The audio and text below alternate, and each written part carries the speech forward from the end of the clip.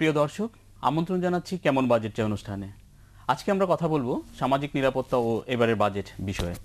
আর এই বিষয়ে আজকে কথা বলার জন্য আমাদের স্টুডিওতে উপস্থিত আছেন, আমার ডান দিকে আছেন দেশের বিশিষ্ট অর্থনীতিবিদ ডক্টর আতিউর রহমান, যিনি একাধারে সমন্বয় সভাপতি।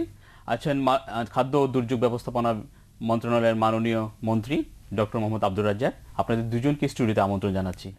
তো আমরা আলোচনার আগে প্রাক বাজেট আলোচনা আমাদের দেশে শুরু হয়ে গেছে। আপনারা জানেন যে গণমাধ্যম কর্মী, সাংবাদিক সবাই, তার পাশাপাশি আমরা বুদ্ধিজীবী, অর্থনীতিবিদ যাদের কথাই বলি, সবাই কিন্তু প্রাক বাজেট আলোচনা করছে। এমনকি অর্থ মন্ত্রণালয়েও প্রাক বাজেট আলোচনা করছে, আমরা জানি। তো আমরা আজকে শুরু করতে চাচ্ছি এমন একটি বিষয় নিয়ে, মাননীয় মন্ত্রীকে দিয়ে আমি শুরু করব, যে আপনার মন্ত্রণালয়ের অনেকগুলো প্রকল্প আপনি এই সামাজিক নিরাপত্তা খাতে বাস্তবায়ন করে আসছেন। সেটার যে বাজেটে বরাদ্দ আছে, পাশাপাশি গতকালকে আমরা একটা প্যাকেজ দেখেছি যে সেখানেও কিছু বরাদ্দর কথা ঘোষণা করেছে। এবারের বাজেটে আপনি কিরকম প্রত্যাশা করছেন যে সামাজিক নিরাপত্তা খাতে কেমন বরাদ্দ আসবে, বা উপকারভোগীর সংখ্যাটাও বাড়বে কিনা? আপনি যদি আমাদের একটু আপনার মতামতটা বলেন। আমরা ক্ষমতায় আসার আগে ৫৫ লক্ষ পরিবারকে বিজিএফ এর আন্ডারে খাবার দেওয়া হতো। খাবারটা দেওয়া হয় আপনার কখন দেই আমরা, এটা দেই যে আমরা লিন পিরিয়ড আমরা বলি, সাধারণত যদিও ইংরেজি ওয়ার্ড, সাধারণত সেপ্টেম্বর, অক্টোবর, নভেম্বর, এই তিন সময়টাতে মঙ্গার কথা বলে যে কথাটা মঙ্গা, অর্থাৎ আগামী বড় ধানের মৌসুম যেটা, সেটার ধান কাটার আগে যে সময়টা, এই সময় মানুষের ঘরে খাবারও থাকে না, কাজও থাকে না, অনেক মানুষ বেকার থাকে এবং তাদের বাজারে খাবার থাকলেও তারা কিনে খেতে পারে না। আবার ঠিক মার্চ এপ্রিলেও বুড়ো কাটার আগে এই ধরনের একটা সমস্যা হয়। এই সমস্যাগুলো, এই সময়গুলোতে সরকার তারা সামাজিক নিরাপত্তা বেষ্টনীর আওতায় গরিব মানুষকে খাবার দেয়, বিনামূল্যেও আমরা দেই। একটা আছে বিজিএফ, ভালনারেবল গ্রুপ, এটা ৫৬ লক্ষ ছিল, আমরা আর এটাকে 25%, 25 ভাগ বাড়িয়ে আমরা এটাকে প্রায় ৭২ লক্ষ করেছি। তা আপনার যদি ধরেন বাংলাদেশে যদি ৪০ ভাগও আমরা দরিদ্র সীমার নিচে মানুষ বাস করে, তো সেই ক্ষেত্রে আমরা হিসাব করেছি প্রায় ৬ কোটি, ৬.৫ কোটি মানুষ। প্রতি পরিবারে যদি ৫ জন করে ধরেন, তাহলে দেখা যাবে যে ১০০ কোটির মতো পরিবার রয়েছে তারা দারিদ্র সীমার নিচে। এই মানুষগুলোকে আমরা চাই যে সামাজিক নিরাপত্তা বেষ্টনীর আওতায় তাদেরকে খাবার দেওয়া। যেমন আরেকটা আছে ফুড ফর ওয়ার্কস, কাজের বিনিময়ে খাদ্য। এই খাদ্যটা দিয়ে আমরা করি কি, গ্রামের স্মল ইনফ্রাস্ট্রাকচার যেগুলো, ছোট ছোট রাস্তাঘাট, এগুলোর উন্নয়ন করা, খাল কাটা, তারপরে আরো কিছু উন্নয়নমূলক কর্মকাণ্ড আমরা করি। এটার মূল লক্ষ্যই থাকে কৃষি উৎপাদন বৃদ্ধি। রাস্তাঘাটে যদি উন্নয়ন হয়, খাল কাটেন, এই সমস্ত কৃষির উপর একটা পরোক্ষ বা প্রত্যক্ষ প্রভাব রয়েছে। এই বিবেচনা করে অনেকগুলো আপনার এরকম সামাজিক নিরাপত্তা বেষ্টনীর আন্ডারে অনেকগুলি কর্মসূচি বাস্তবায়ন হয়। এই বাস্তবায়নে গিয়ে অনেক বাস্তব সমস্যা আমাদের রয়েছে। সেই সমস্যাগুলো হলো সময় মতো করা হয় না। যেমন আমাদের একটা প্রোগ্রাম ছিল যেটা বহুল আলোচিত, আপনি হয়তো আলোচনায় নিয়ে আসবেন, ১০০ দিনের কর্মসূচি, ১০০ দিনের কর্মসৃজন। এই যে একটা ভালো কর্মসূচি ছিল, আমরা এটাকে অভিনন্দন জানাই। যদিও তত্ত্বাবধায়ক সরকারের সময় এটাকে করা হয়েছে, কিন্তু আমরা দেখছি যে বাস্তবায়নে গিয়ে অনেকগুলো অসুবিধা হয়েছে। এটা খুব তাড়াহুড়া করে জুলাই মাসে এটা বাজেটে ডিক্লেয়ার করা হয়েছিল, জুলাই মাসে থেকে শুরু করে সেপ্টেম্বরে বাস্তবায়নে গিয়ে অনেক সময় সুপরিকল্পিতভাবে কর্মসূচিগুলো গ্রহণ করতে পারে নাই। ঠিক এই জায়গাটাতে আমি ডক্টর আতিউর রহমানের কাছে আসছি। মাননীয় মন্ত্রীও যেহেতু নিয়ে আসলেন যে ১০০ দিনের কর্মসৃজন প্রকল্পটি, এটা একটা বহুল আলোচিত। আমরা যতটা জানি যে এটা একটা নতুন কর্মসূচি, দেখে হয়তো কোনো ত্রুটি বিচ্যুতি থাকতে পারে। আপনি কি মনে করেন যে এই প্রকল্পটি আবার চালু করা যেতে পারে? এতে সাধারণ মানুষের উপকার হবে? এটা কিন্তু মন্ত্রী মহোদয় আমাদের এক অনুষ্ঠানে এসে বলেছেন যে এই কর্মসূচিটি তারা পুনর্বিবেচনা করবেন এবং এটাকে তারা ডিজাইন করে এটা যেন সুষ্ঠুভাবে পরিচালনা করা যায়। সেপ্টেম্বর অক্টোবরের দিকে তারা এটা ভাববেন এবং সেই অর্থে আগামী বাজেটে হয়তো সেই কর্মসূচিটা এসে যাবে।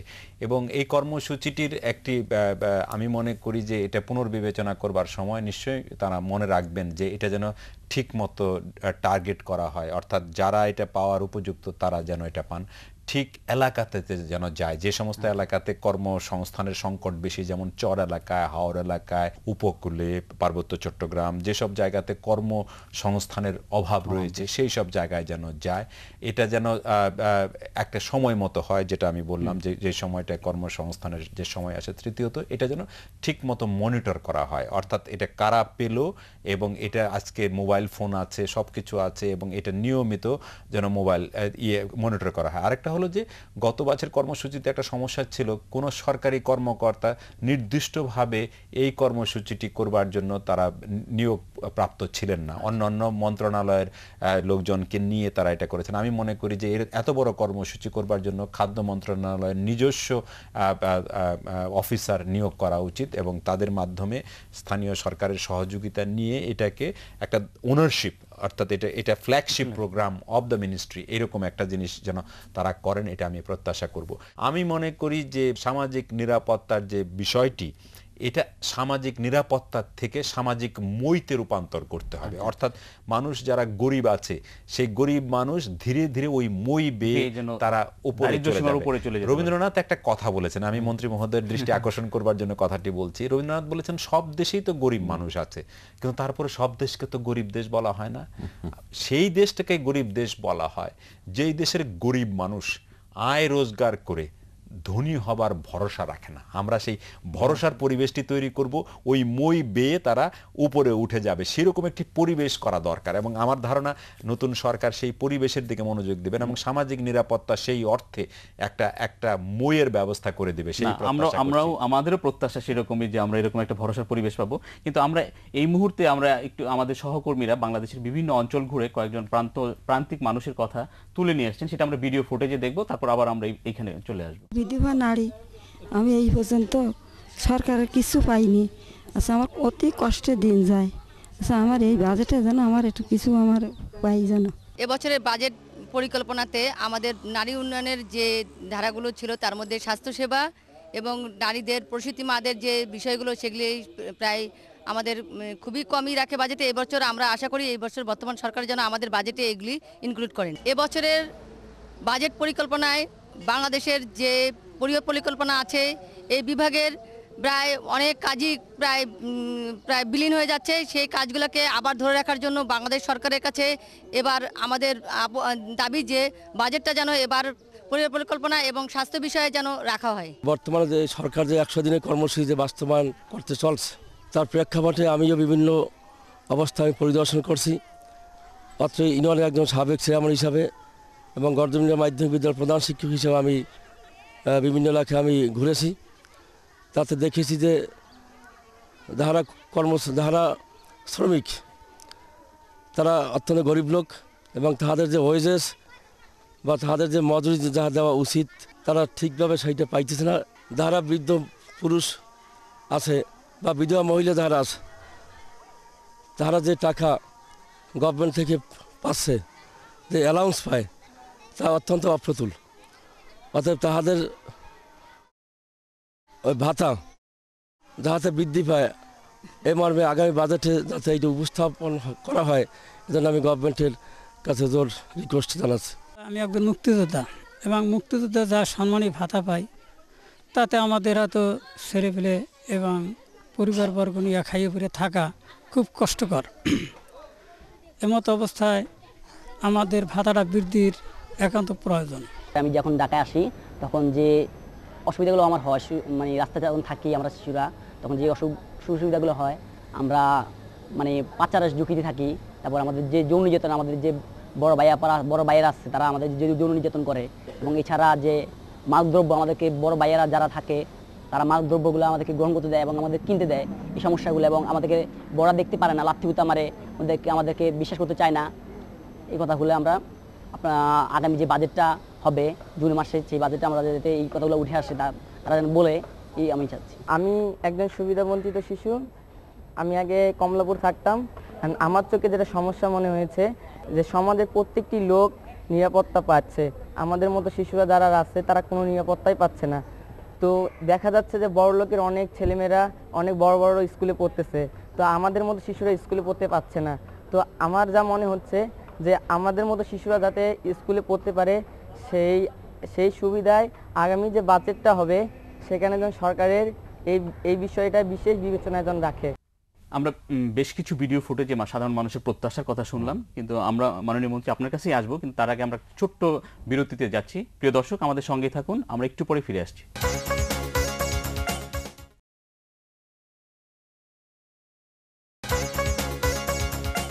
প্রিয় দর্শক, বিরতির পর আবার আমরা আমাদের মূল অনুষ্ঠানে ফিরে আসছি। আমি মাননীয় মন্ত্রীকে দিয়ে শুরু করছি। এখানে দুইজন ব্যক্তি বললেন যে তাদের কর্মসংস্থানের কথা আমরাও দেখেছি যে কিছু কিছু প্রকল্প আছে যেগুলো আসলে কন্ডিশনাল, আসলে যে কাজের বিনিময়ে খাদ্য, এরকম কোনো যদি কর্মসংস্থান সুযোগ সৃষ্টি করা যায়, এই ধরনের প্রকল্প যদি আপনাদের কি এখন কোনো চিন্তায় আছে যে এই প্রকল্পগুলিকে আমরা বাড়াবো বা এরকম কিছু কর্মসংস্থান সুযোগ সৃষ্টির জন্য? আমরা মনে করি যে এখনো শিক্ষাক্ষেত্রে, আমি প্রথমে শুরুতেও বলেছিলাম যে শিক্ষাক্ষেত্রে আমরা আরো বেশি সহযোগিতা দিতে পারি, দিলেই ছেলেমেয়েরা পড়ার সুযোগ পাবে। সাথে সাথে এই যে গ্রামের আপনার কর্মকাণ্ড, আমরা মাঠে কাজ করা বা রাস্তাঘাট তৈরি করার জন্য মাটি কাটার যে ফুড ফর ওয়ার্কস, এই কাজগুলোই তো মেইনলি হয়। কিন্তু আমরা 100 দিনের কর্মসূচিতে একটু ব্যতিক্রম ধর্মী আছে, যে সেখানে বায়ো ইয়ে করার জন্য, জৈব সার করার জন্য আমরা করেছি, কর্মসূচি নিয়েছি। তারপরে এমনিও খাল কাটার জন্য, যে খালটা কাটলে আপনার হবে পানি, সেচের সুবিধা হবে, কৃষি উৎপাদনের সহযোগিতা করবে। তাছাড়াও যদি আমরা চাইলে মোটামুটি হই, তাহলে কিন্তু আমরা এই খাদ্যশস্য শুধু চালের উপর না করে জমিটাকে আমরা অন্য ফসল উৎপাদনে আমরা করতে পারি, শাকসবজি, ফলমূল, এবং যেগুলা থেকে কৃষক আরো বেশি লাভ পাবে। এই যে লাভের যে এখানে আমি বলতে চাই যে সরকারের এখানে কর্মসূচি দিতে হবে, বাজেটে তার জন্য অ্যালোকেশন রাখতে হবে, বরাদ্দ রাখতে হবে, কি করে কৃষকের সে আরো বেশি 2টা গরু পুষে যদি দুধের করে জমিটাকে মাছের চাষে নিয়ে যায়, এখন পাপ্তা মাছ, চিংড়ি মাছও মিঠার পানিতে চাষ হয়, এইগুলোতে যদি আমরা মানুষকে উদ্বুদ্ধ করতে পারি, এবং দেখেন 600 টাকা কেজি এখনো পাপ্তা মাছ বিক্রি হয়, এই পাপ্তা মাছে যদি আপনি একটা চাষিকে উদ্বুদ্ধ করতে পারেন এবং তাকে যদি প্রযুক্তিগত সমর্থন দেন এবং অর্থনৈতিক সহযোগিতা দেন, তাহলে কিন্তু সে ওই পাপ্তা মাছ করতে যাবে। আপনার এই কথা নিশ্চয়ই চাষিদেরকে অবশ্যই উৎসাহিত করবে, আমরাও সেই প্রত্যাশা করি। এবার আমি ডক্টর আতিউর রহমানের কাছে আসছি। আপনি কিন্তু ভরসা পরিবেশের একটা কথা বলেছেন, আমি সেই জায়গা থেকেই আসছিলাম যে আসলে আমরা যদিও আজকে কর্মসংস্থান নিয়ে বা খাদ্য নিরাপত্তা নিয়ে এবং সামাজিক নিরাপত্তা নিয়ে কথা বলছি, কিন্তু আপনি আরেকটা বিষয় নিয়ে আসছিলেন আপনার আলোচনাতেই, সেটা হলো স্থানীয় সরকার।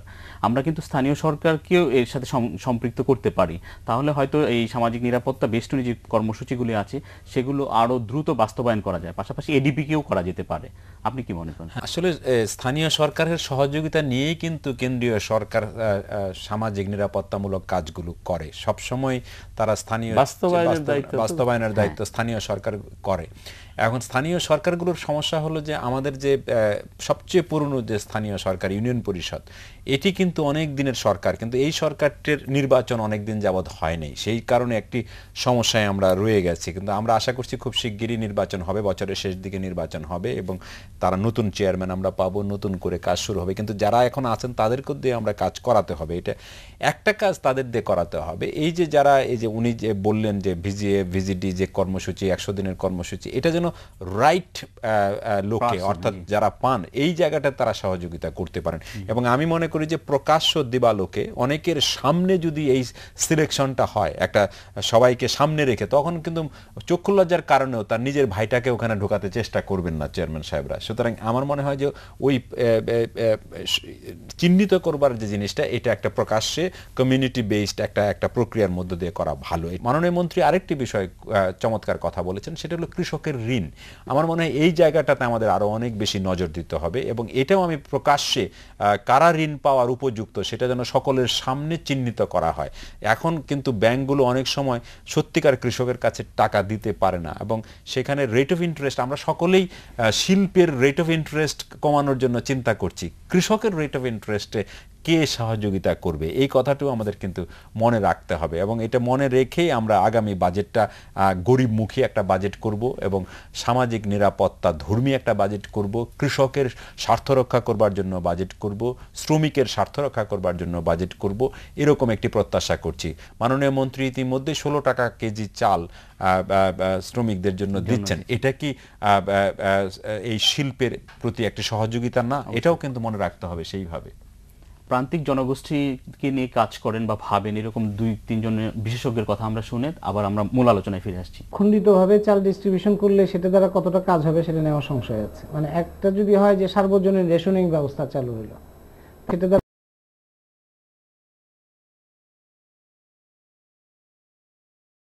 মানুষ তার আয় অবস্থান অনুযায়ী সে চাল সংগ্রহ করতে পারে।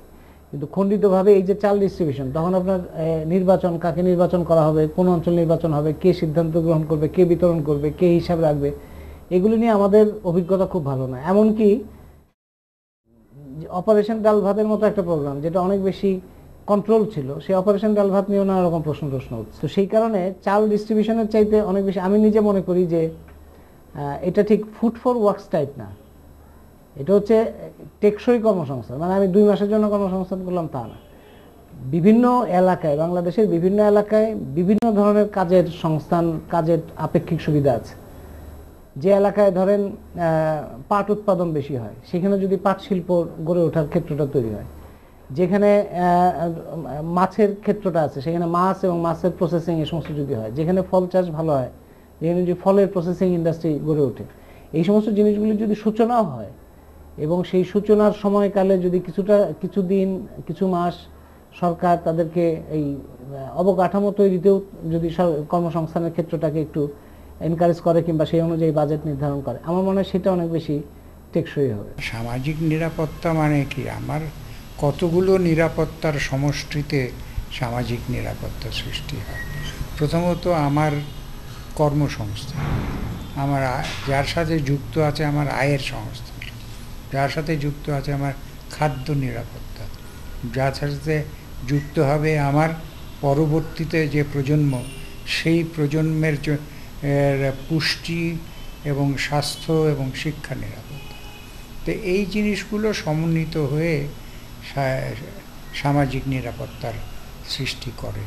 তো আমরা যখন সামাজিক নিরাপত্তার কথা বলি তখন কিছু টাকা, বয়স্ক ভাতা, বিধবা ভাতা, মুক্তিযোদ্ধা ভাতা, এইটা মানে ইনকাম সিকিউরিটির একটা দিক আমরা দেখি।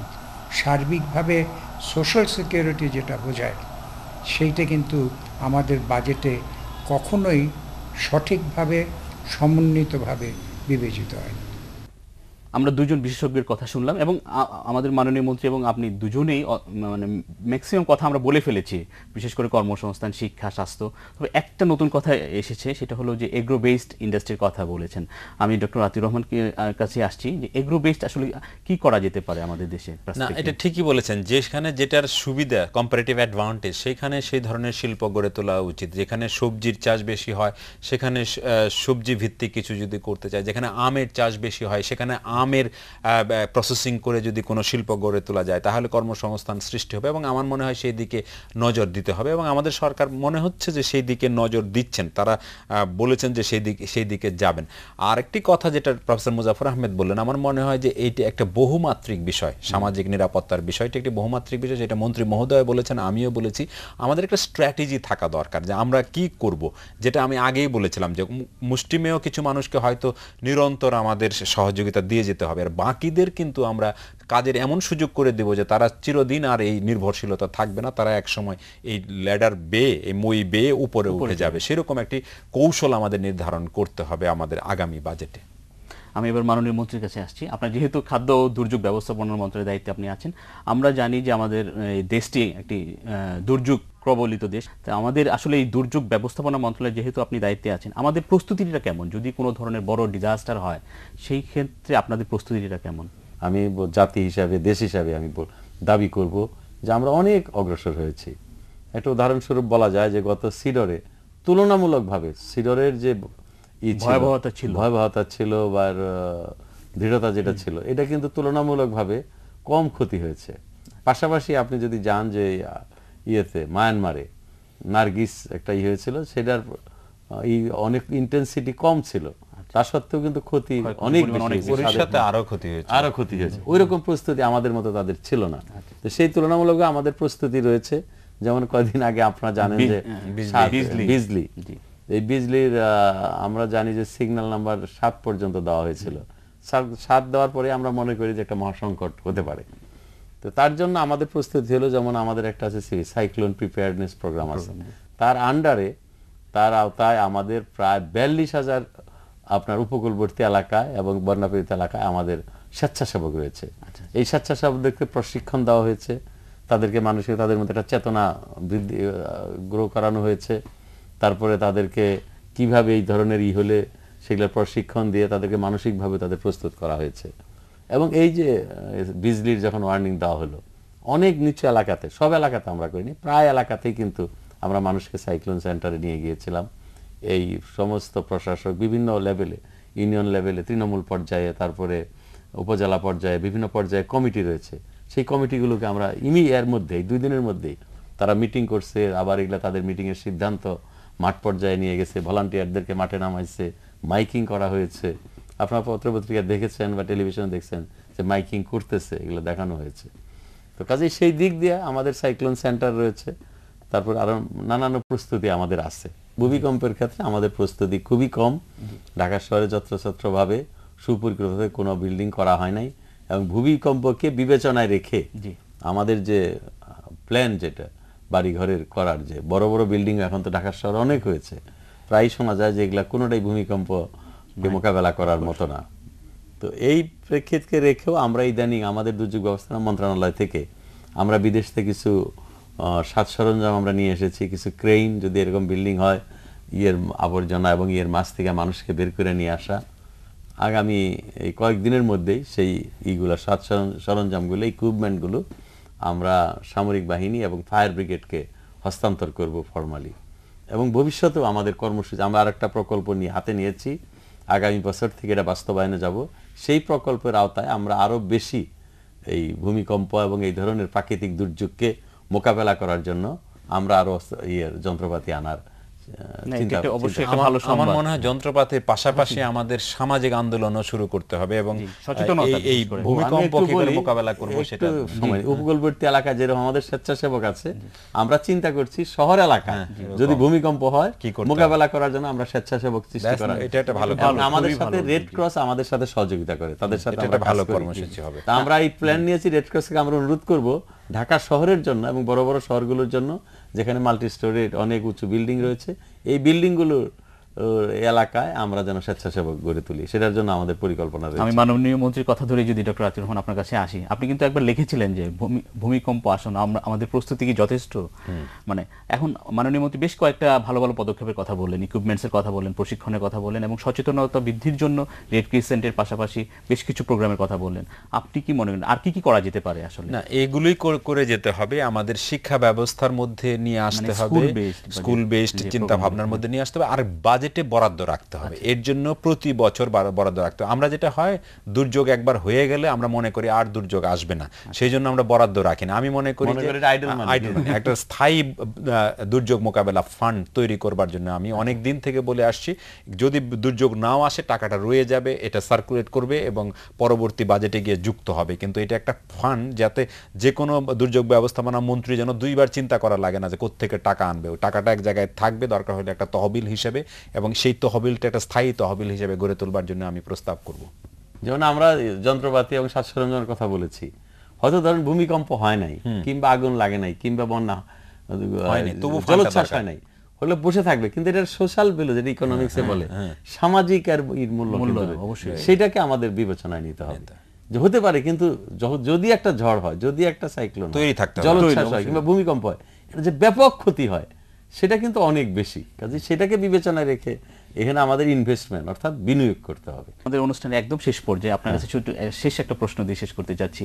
আপনি যেহেতু কৃষিবিদ, আমরা বিশ্ব উষ্ণতার কারণে কিন্তু আমাদের এই সমুদ্র উপকূলবর্তী এলাকাগুলি লবণাক্ততার কারণে অনেক ফসল এখন আমরা করতে পারছি না।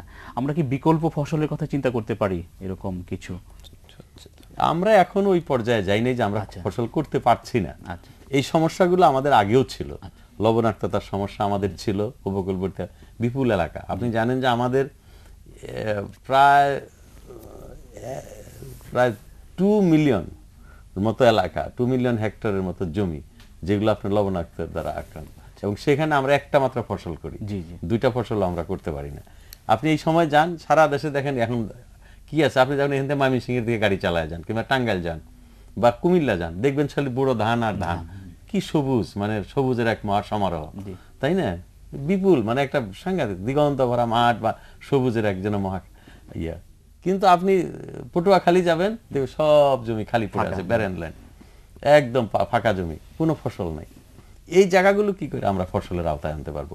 কাজে পানির বাড়ছে, ওই সমস্যাটা এখন আসে নাই।